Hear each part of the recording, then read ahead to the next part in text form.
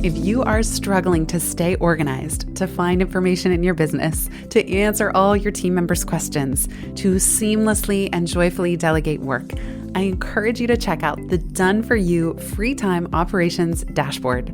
This is an exact replica of what I've discovered over 2 years of building out business systems through Notion, the software that powers my entire business and delightfully tiny team, that has eliminated the need for docs, sheets, Airtables, Evernote, Asana, you name it, it's all together in one place, and I have built this for you.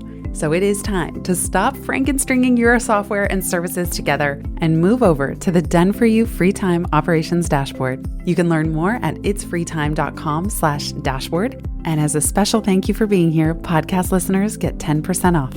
Enter promo code podcast at checkout. That's itsfreetime.com/dashboard. Enter promo code podcast at checkout. So when we think of intuition, we often think of clairvoyance.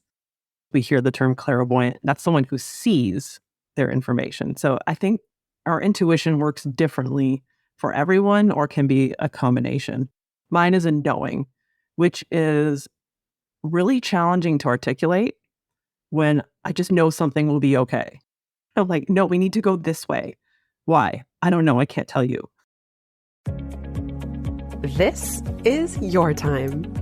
How can we earn twice as much in half the time with joy and ease while serving the highest good? That is our guiding question here at the Free Time Cafe, your home for heart-based business. I'm your host, Jenny Blake. Join me for conversations with authors, friends, and fellow business owners as we explore ways to free your mind, time, and team to do your best work. Now, on to today's show. Welcome back, Free Timers. I am so excited to be here today with Jacqueline Fisch. She is an author, copywriter, and communications consultant. She worked in corporate for 13 years before pivoting to run her own business.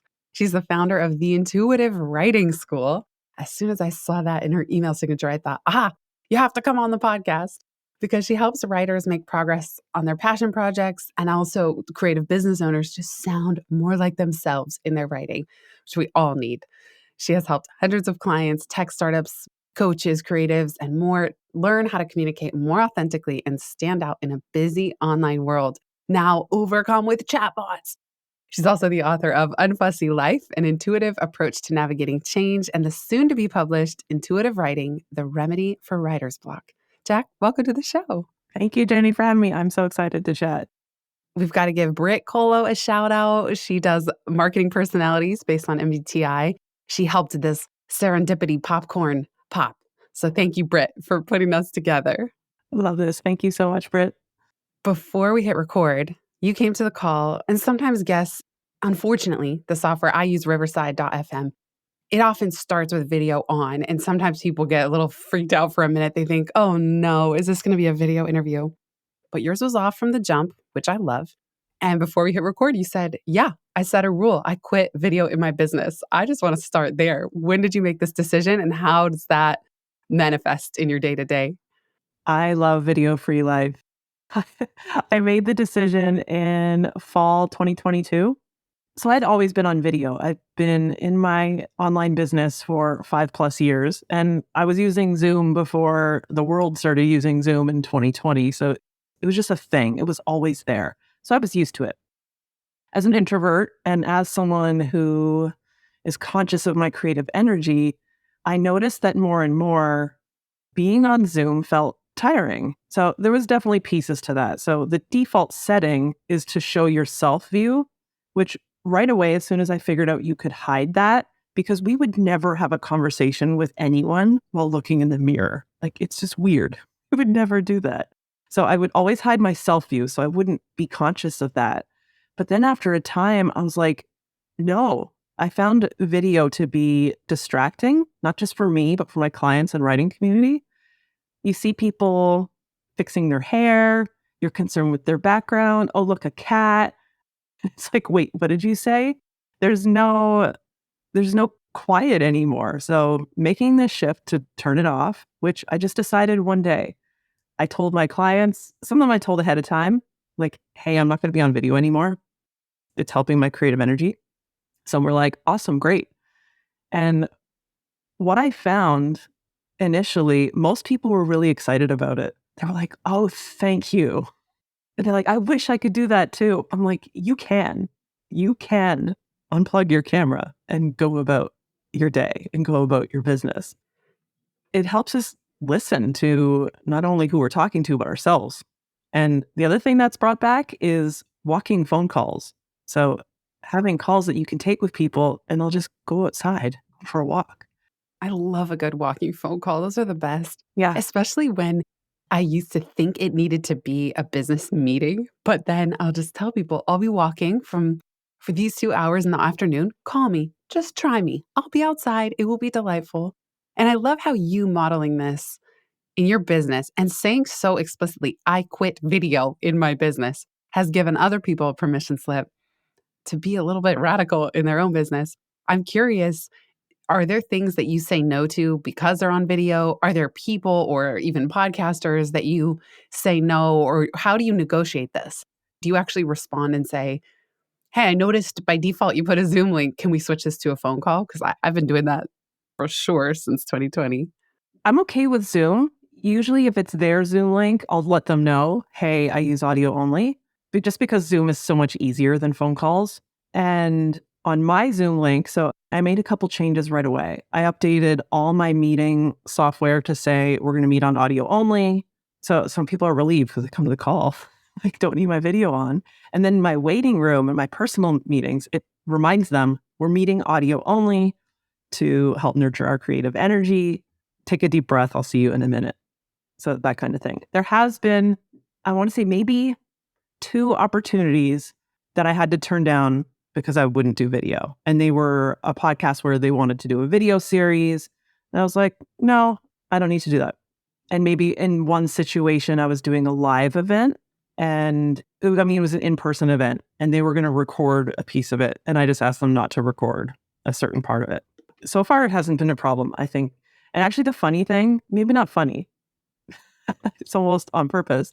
The week I quit video, I had the best week in business since I Really? started. There's that intuitive and universe reinforcement for you. You also mentioned that you've been more focused. Tell me about that connection. How has turning video off or making the statement, the decision that you quit video, how has it helped you in your day-to-day business? So I always still get ready for work each day.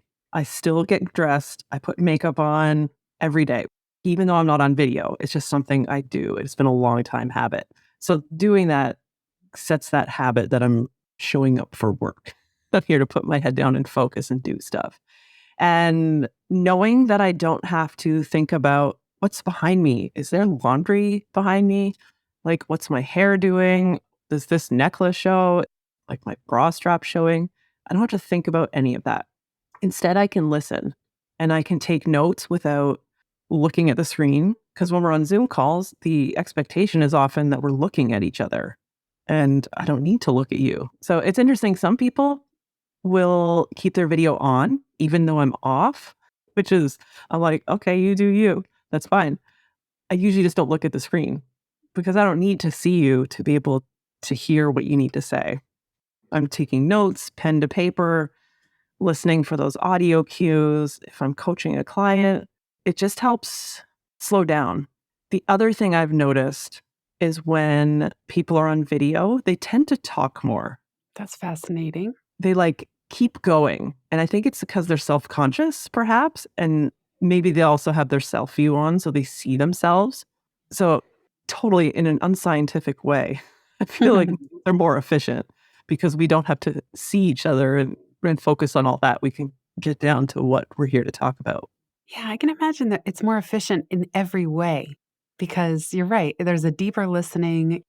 There's still so much richness in people's voices and the body language of the voice.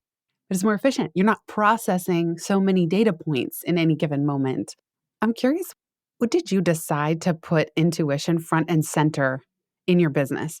Not just in a skill that you started to embrace or I don't know if you call it a skill, but within yourself, but I mean to really wave the flag of intuitive writing as your front and center. This is who I am and what I do. When did that come to pass? I love this question. It was absolutely something I resisted for a long time. Definitely, I wasn't walking around saying that, like, I'm intuitive. I do all these intuitive things. Having gotten my start in a very corporate world, like working with the government, working with big healthcare and tech, there was no room for creativity or intuition. That was just weird, which I also started to turn on its head a little bit intuitively, not necessarily with a goal. And shortly after I started my copywriting business, I noticed a trend. And there were all these kinds of people coming to me that did some kind of intuitive work, or perhaps they called themselves intuitive. And I didn't quite get it. It's not like I used that word or had that vibe anywhere on my website. There's a little bit more of that now. And I always felt I had to walk a fine line with that because I think intuition can get a bad rap where it's almost seen as this whoa, whoa, not real, head in the clouds kind of thing. When I really think it's a down to earth embodiment of knowing.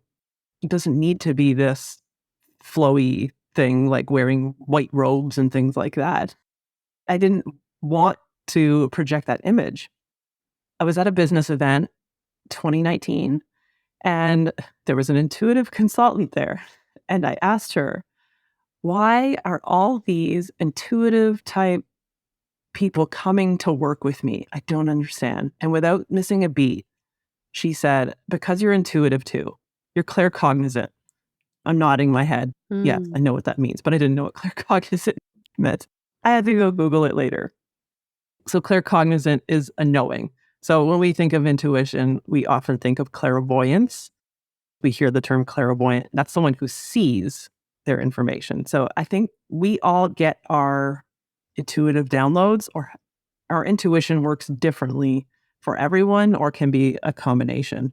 Mine is a knowing, which is really challenging to articulate when I just know something will be okay. I'm like, no, we need to go this way. Why? I don't know. I can't tell you. Because I got a download. Yeah. Right.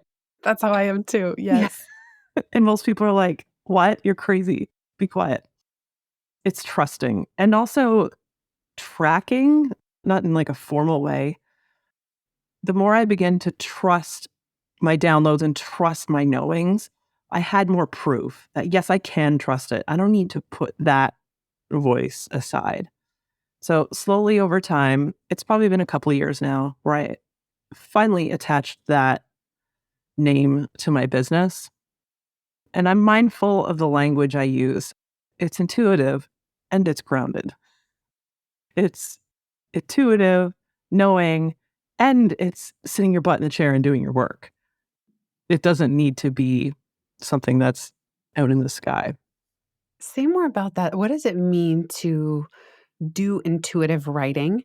And you know this show because you listen. It's for heart based business owners, many of whom probably already lean into their intuition. What is the difference that you see when people fully embrace intuition in their copywriting? Let's say for their website or newsletter, marketing materials. How does it actually show up? What's the differentiating factor? First of all, if you lean into intuitive writing in all your business writing, your copywriting, it will be so much easier. It'll be better. I often hear people struggle with procrastination, perfectionism, overthinking. They write something and they overthink every little word. Probably 90% of the time, people tell me, it takes me so long to write. I hear this all the time. My first question is, well, are you trying to edit while you're writing? So that's a big clue that you are not tuned into your intuition if you're editing while you're writing. I think we need to see those two tasks as two very separate things and do them at different times completely. So intuitive writing doesn't happen from our heads. It happens in our body. So think about if you've ever done any stream of consciousness writing or you've done morning pages. So that's a term coined by author Julia Cameron, which is 3 pages of stream of consciousness, just vomited onto the page, writing first thing in the morning. You're not thinking, you're not editing, you're not censoring, letting it out. That is how I love all writing to flow. And it's so much easier that way. As an example, I could probably write a really rough draft of a book chapter, and I mean rough. So when I talk about a rough draft, a lot of people don't really picture what that looks like. A rough draft doesn't make a lot of sense. It's probably bullets. There is misspellings all over the place, incorrect words. It happens really fast. And I can write a really rough book chapter or a blog post in 20, 30 minutes. That's amazing. We'll be right back just after this.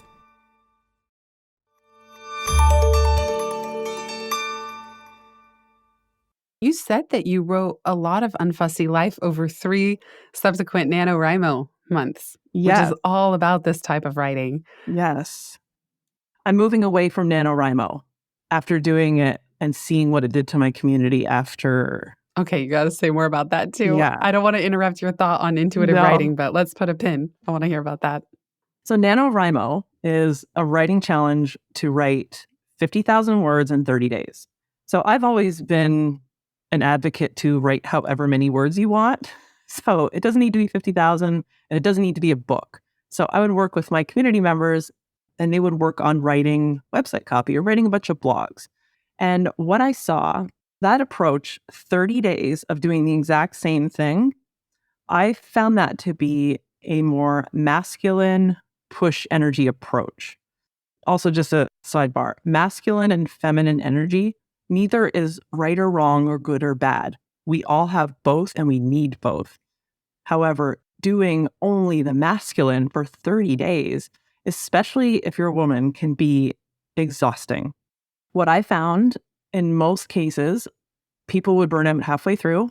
And for myself, I would push through because I have that strong energy to keep going and pushing. I would hit the end of the 30 days and I'd be exhausted. And when I drafted Unfussy Life, I let it sit for almost a year because I was just tired and it didn't come out in a feel-good way. A lot of the chapters did, but it was very forced.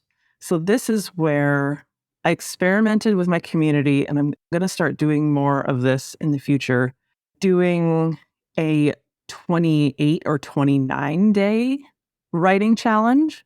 And it's going to be based on what's going on with the moon.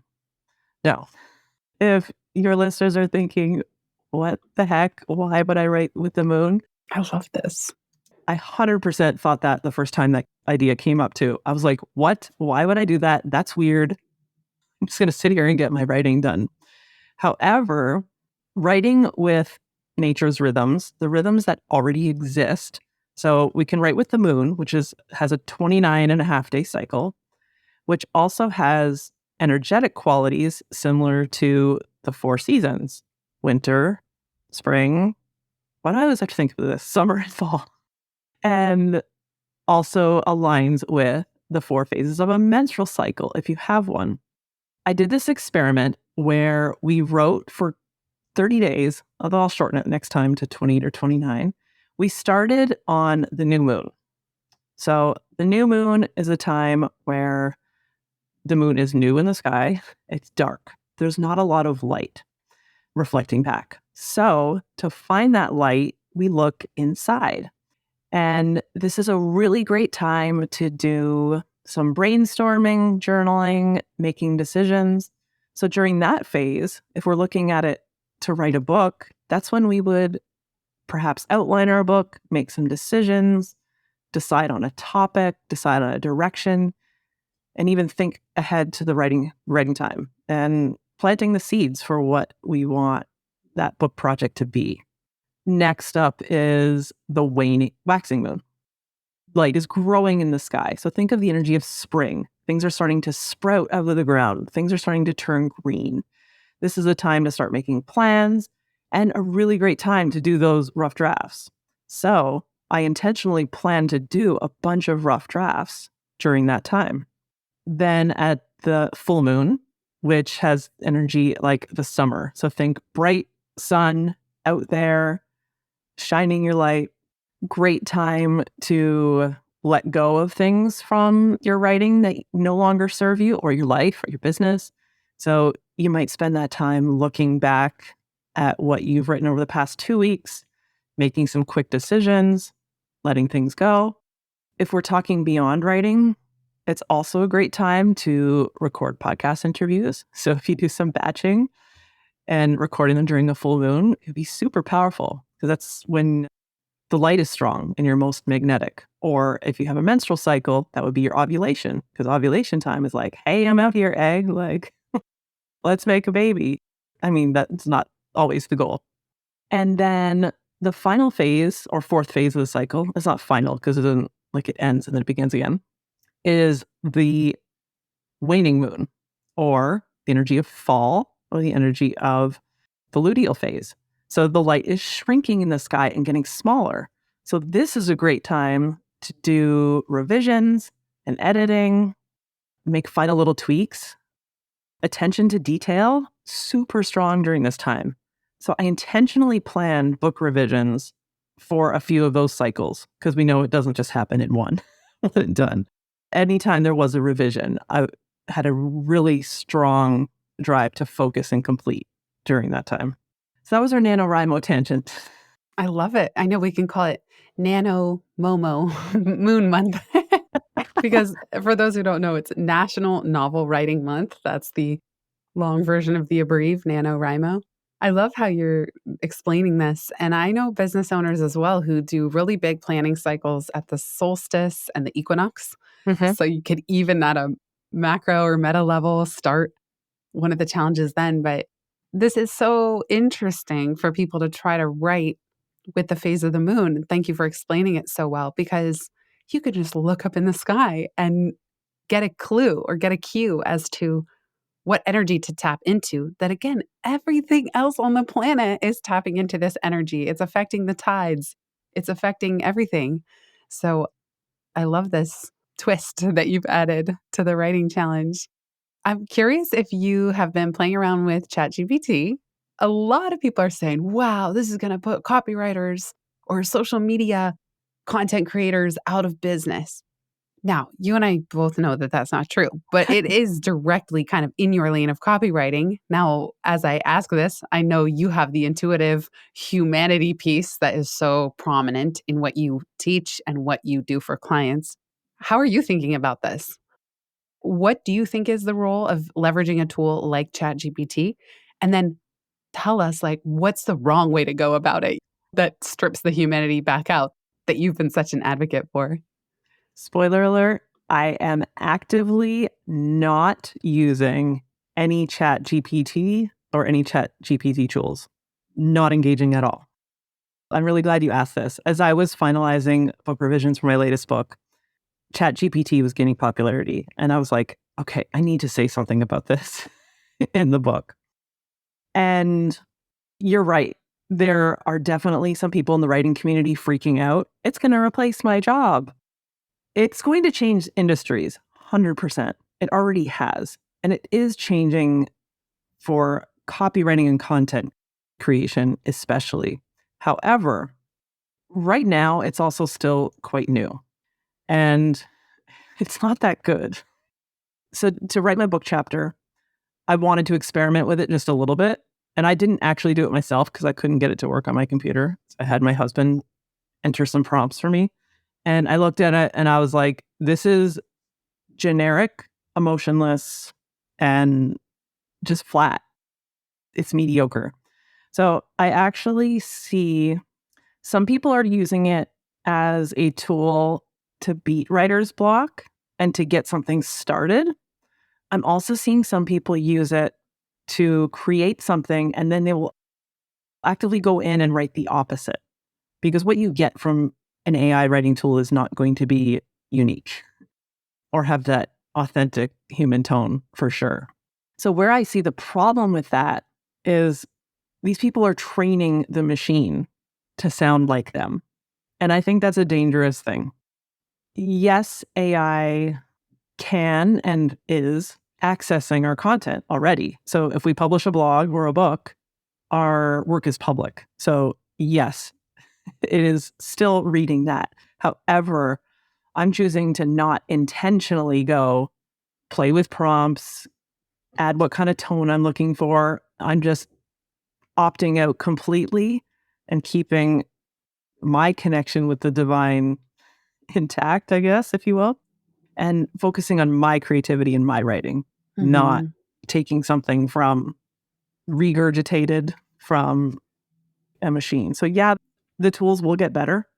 As far as replacing copywriters, the past few big copywriting projects I've had were all because someone hired a marketing agency who used ChatGPT and the copy sucked.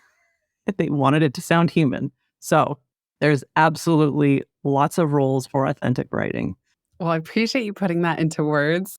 I kind of knew that that would be your take. I'll put a link in the show notes. My creative coach, Jay Akunzo, he did a great episode and newsletter called Fine, I'll Talk About AI. But it's in exactly the context that you are, which is that if you're writing effectively, intuitively, as you said, connected to the divine, that can't be replicated. That can't be replaced. What Jay talks about too is why are you so afraid of what ChatGPT is going to do? If you are, it means maybe you're not tapped into what makes you unique and that authentic voice and your stories and your own vulnerability. And that's been my experience. I've been having a lot of fun playing around with it. It's concerning how there's no sources cited. That bothers me as a writer and creator because I always try to give credit where it's due. So I think it's kind of weird that instead of doing a Google search where you can trace where ideas come from and give credit, ChatGPT just gives it to you as if it hasn't done that. That's just not entirely true. It's not true at all. Yep. So I find that I really admire authors and books where I see the ingredients that they're cooking with. They'll quote people across history, they'll bring in a tidbit from a TV show, from a movie. That's their unique curation. Even when they're citing other people's ideas, it's very clear that they have been living through a certain lens of their life, curating, taking these interesting nuggets. And ChatGPT doesn't do that. It's just kind of like brute force, you know, brute force basics, we could call it. As expected. It's a Yes, machine. So that's right. what we're going to get. We'll be right back just after this.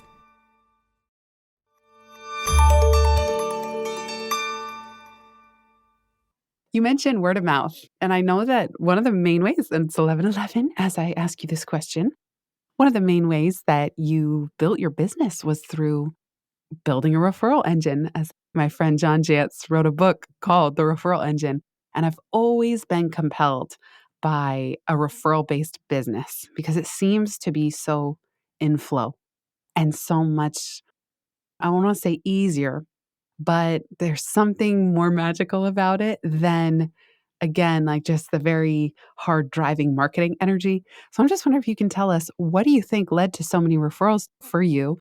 And do you do anything in particular to coax even more referrals in your business? I love referrals. Having relationships is helpful no matter what, like business and life. Like being able to find relationships and nurture them. And it's not like you're going out to necessarily seek them, but they're there. So when I first started my business, I got my start because I sent a personal email to just about everyone I knew. So I started with a template and I customized it for each person. And as I was getting started, I was still in my corporate job and I was doing both. I did my writing business on the side because I couldn't just up and quit. And I emailed people and told them what I was looking for and what I was doing. It went something like, hey, I'm getting started in my writing business. I'm still in my corporate job, so please don't advertise this on social media yet. But if you know someone who's looking for copywriting, content writing, writing coaching, send them my way. And what that did was plant seeds. So it did turn into instant business in a couple of cases where I probably started offering to do some writing for free to a handful of people. And that quickly turned into, this is great. Can I pay you now? Yes, please. You absolutely can. And that turned into a referral, which turned into another referral. So those emails I sent back in 2016, 2017 still result in business to this day. So they were like people who I'd worked with in past jobs, former neighbors. Like you just never know who might need you. And a lot of them circle back. And even if they didn't need you right away, right then. So the intention of the emails and letting people know you're looking for referrals isn't hire me right now, send me money. It's, hey, this is what I'm doing. You're planting seeds. So also a great time to do that during a waxing moon, doing some of those things, or full moon when you're feeling magnetic. And I do a couple things to encourage referrals. Also, be sure to thank anyone who does pass your name along because you want to acknowledge that energy. Like, thank you. I appreciate this.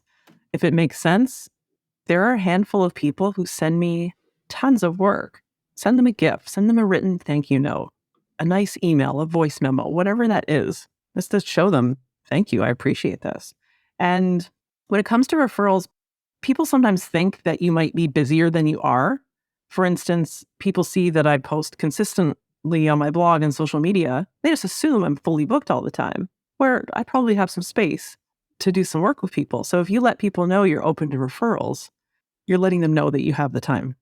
Also, when I am offboarding a client, I send what I call a see you soon kit.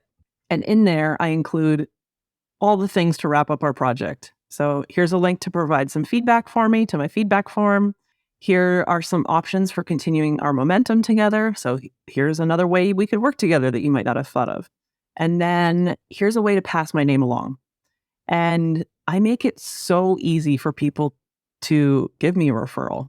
I write the email for them, so they don't have to do a lot of work. So doing a referral should be easy. So I draft it for them based on what our project was. I sign their name. And of course, I encourage them, feel free to tweak this however you like and send it along. Let people know. And it's been a great source of an influx of great new customers and clients because if you've already worked with someone who you love, chances are they know other great people too. So you want to work with those people. Right. I love this idea of a see you soon kit and ritualizing and naming what happens when you close out with a client.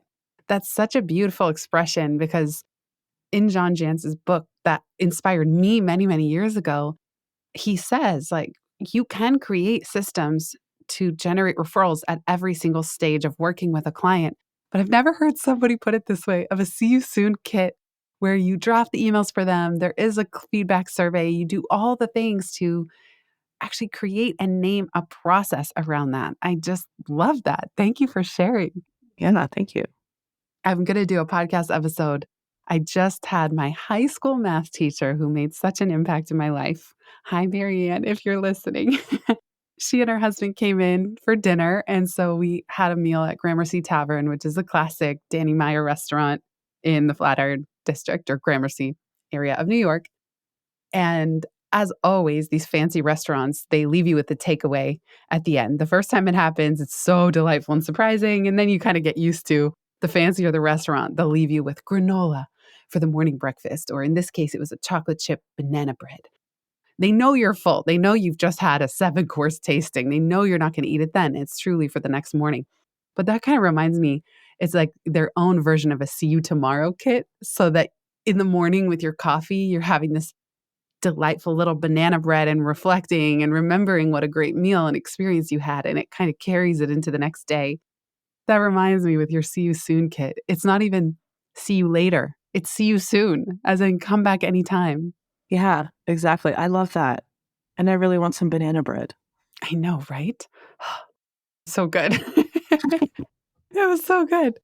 All right. Well, this is so fun. Let me also say, your writing really is so real and funny. I loved Unfussy Life. I highlighted so many parts of that book. And so I encourage people to read that. And I can't wait to read the synthesis of your intuitive writing learnings and experience. What haven't we talked about as it relates to intuitive writing or running an intuitive business that is on your heart to share? The thing that came up for me when it came to embracing intuitive writing, when I first heard about it and the idea of like writing with the moon, know that I didn't take action right away. All I did for probably the first year was simply notice what was going on with my body, with the moon, and just notice. So you could keep a dedicated journal to something like that. All I did was notice.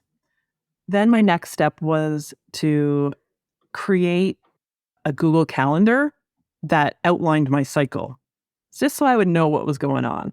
And I could schedule meetings accordingly. And I slowly did this over time. So to get to the point where I plan my business activities around it and all my writing took probably a good 2 to 3 years. Now, you could do it faster than that or even slower. But just know if it's the first time you've heard it and you're like, whoa, this is too much, too out there, you don't have to jump all the way in. You can wait and see what works for you. Probably the best way to try intuitive writing in general, set a timer. Don't look at your screen. So sometimes I tend to like look out the window and not look at what I'm typing. Write something that has you fired up right now, or passionate or excited, because that excitement comes through when you're writing. Sit down, 20 minutes, write as fast as you can. And that's it. Put it away. Don't look at it again until tomorrow. And after that 20 minutes, you will probably be surprised at how much you got out in that short amount of time. I love that exercise for us to try. And especially the piece around choose something that you're passionate about or that is bothering you right now, because it's true. That's something that's alive. I have a recurring reminder on my phone. It actually says solo episode, what's most true this week, something like that, because I'm trying to get myself to tap into what's alive right now. What's a problem, something I'm struggling with, or something like you said, something I'm passionate about, something that's annoying to me. So I love how you're combining taking that, setting a timer, 20 minutes, stream of consciousness, write as fast as you can, not as well as you can. Yeah, 100%. And I love that you had the reminder about write something true. This is also another way to get past any kind of blocks at the page. This was something that we did in my crisis communication days. And the phrase was start with the truth and then edit. So just write something true, write something honest. And by edit, I don't mean edit the truth out. You're going to edit later and refine the language. Just help it connect with your reader. Start with something true, then edit. Was that the line? Start with the truth and then edit. Oh, so good. Start with the truth and then edit. Do you remember who said that? It was probably one of my managers at the time. I worked at BlackBerry and we had to write formal communications when the service went down. So I'd have to take the technical speak, talking to the engineers, turn that into English, which was challenging. So I would start with the truth, like this thing broke because of this. And it's like, well, we can't say that like that. So we have to say it like this. That's where that came from. So good. And I love how you've mapped that from the business world, like a hardcore business comms over to what we're all doing. If you could leave fellow business owners with a permission slip, of which you so generously have given us so many already, to do something differently or drop something altogether, what would it be? Permission to write whatever is on your heart, whatever is coming up for you, your story, that is yours and yours alone. And you have a full permission to write it. Beautiful. Thank you so much, Jack. Where can people find you if they want to keep in touch and hire you? Thank you, Penny. They could find me at theintuitivewritingschool.com. Awesome. Thank you so much. Can't wait to try all these homeworks. And big thanks to everybody who's here listening. If you've listened this far, you get a gold star. Thank you. Word of mouth is the most joyful way we can grow this show, and it helps us land interviews with the luminaries and insightful guests that you would most love to hear from. Please send this episode to a friend who might find it helpful. And for show notes and related links from this episode, Visit itsfreetime.com. While you're there, make sure you're subscribed to the Time Well Spent newsletter. You'll get instant access to my tech toolkit, a continually updated list of all the software I use, along with the total monthly spend to run my business, where no one works full-time, even me. Visit itsfreetime.com/join. Remember, you are running the show. It's time for radical reimagining, and everything is up for grabs. Let it be easy, let it be fun, and build with love.